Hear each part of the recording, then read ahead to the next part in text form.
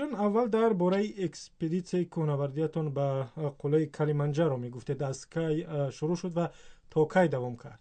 این اکسپدیسیون بین المللی از روز هشتم همین ماه، یعنی که ماه ینوار، تا روز 18 دوام کرد، یعنی مدت 10 روز دوام کرد و خوشبختانه من در آنجا اشتراک کردم و خوشحالانه بر دولت روسیه برگشتم و حال و حاضر در دولت روسیه من قرار دارم. و مشکل نبود برآمدن به قله تماما دیگر و آن هم در قاره افریقا؟ در حقیقت درست است که بله مشکل بود و بسیاری از شخصان رو من دیدم که اونها در باری که ما باید که از روی نقشه به قله بر اومدیم نبر اومدن و متاسفانه و بار دیگر گذاشتن، ولی خوشبختانه من با اونجا بر اومدم، یعنی که از همون روی نقشه بر اومده و بیرق ترکستان رو در اونجا گذاشته و پر اومدم. اگر که نسبت مشکل بود آیا نه، نسبت دیگر قله‌های بلندی که من در آنجا بودم تا این حال، تا این نقطه بلندترین افریقا، من میگویم که این نه آنقدر مشکل بود، به خاطر که از روی بلندیش و از روی اقلیمش به هر حال گرم است و پسترک است، سطحش یعنی پست است از دیگر کوههایی که من در آنجا فراد، بودم. شما اولین تاجیک شدید که پای به قله کلیمنجارو گذاشتید یا قبل از شما هم کوهنوردان تاجیک اونجا بودن؟ نه، در حقیقت درست است که من یک اولین شخص توجیه شدم که در آنجا حضور افکندم و همچنین به قله آن کوه برآمده بیرق ترکستان رو گذاشتم.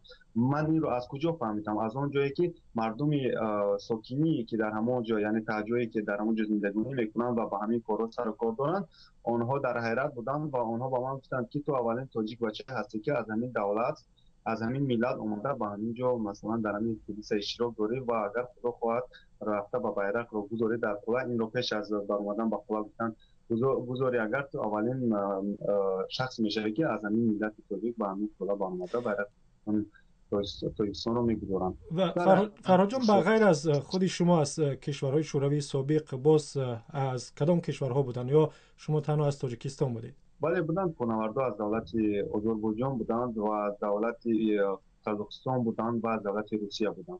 یعنی که بغیر از دولت تاجیکستان باز از سه دولت دیگر شوروی در آن اکسپدیسیون اشتراک کردند و به دیگر همه آنها میسر شد که مثل شما قله کلیمنجارو را فتح کنند یا بعضی از آنها در نیمه راه ماندند؟ از دولت روسیه شخصانی که بودند همراهیمان آنها به قله بر آمدند و باز میدونم که یک چند نفر از قزاقستان هم آنها هم بر آمدند. متاسفانه من شخصا رو دیدم که عموما نه از دولت سابق اتحاد شوروی میباشند که نتوانستن برآمدن. و شما گفتید که در قله کلیمنجارو پرچم تاجیکستان یا بیرق تاجیکستان را برافراختید. اون پرچم اونجا میموند یا نمیدونم با اون پرچم چی میشود؟ در حقیقت شما خودتان مثال نظر میبینید به هر یک شخصی که با این طبیعی و این جغرافی شناس است، در حقیقت اقلیم در کوهها گوناگون شدنش ممکن در هر یک فصل سال. وقتی که من به اونجا به هر یک قلعه که میبرایم من همراه دائما دو بیرق میگیرم، دو بیرق تاجیکستان رو، یکی اون رو در قلعه اون کوه میگذارم و دیگر رو با خود میگیرم، رسم گرفته به پایان میپرورم. و همچنین من در قله بلندترین افریقا بیرق رو گذاشتم و من فکر میکنم که یک ملت معین در آنجا می ایستد و با سبب های حالت های طبیعی آن از آنجا نابود می شود. شما در آینده باز کدام نقشه دارید؟ آیا نیتی فتح کردن قله اورست یا جامالونگ مرا در سر نمی پرورید؟